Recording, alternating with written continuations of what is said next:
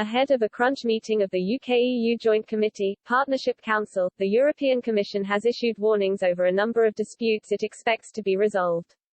Eurocrats said disagreements over the Northern Ireland Protocol, post-Brexit fishing rights and citizens' rights need to be settled.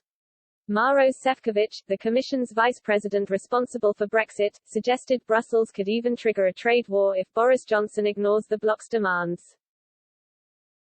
On fisheries, a senior EU official said it would demand access for French vessels to the waters around Jersey.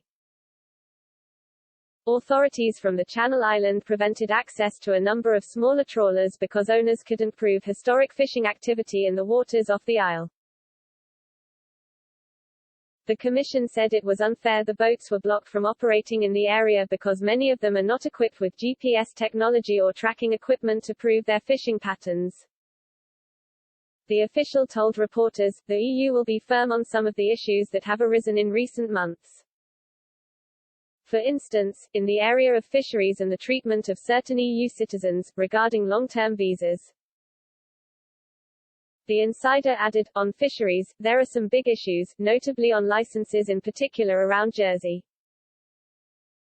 First of all, when the license is issued, they often come with conditions and the conditions only become clear at the very last minute. And, the conditions are as such that it seriously limits the ability of the vessels in question to fish and that in turn endangers the livelihood of a fisherman and his family.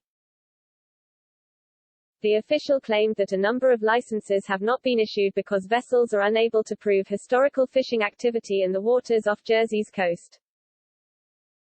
They added, we're working very closely with the authorities in Jersey in the UK and in France to try and prove the historic fishing with the vessels.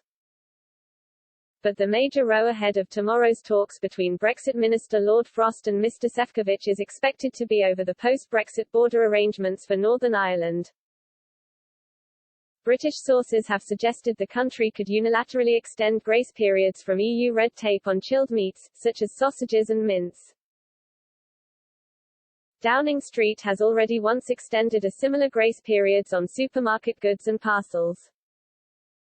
Any such move would infuriate the EU, which has already slapped the UK with legal action over its previous extension.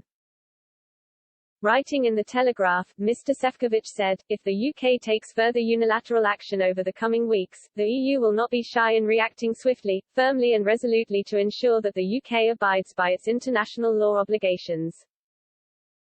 EU officials have stressed they are not afraid to trigger additional punitive measures available to them in the Brexit treaties. This could include trade tariffs on British exports to the bloc or the suspension of parts of the future relationship agreement. One Eurocrat warned, the EU's patience is wearing thin, and if this continues, we will have to consider all the tools and all the options that are available to us.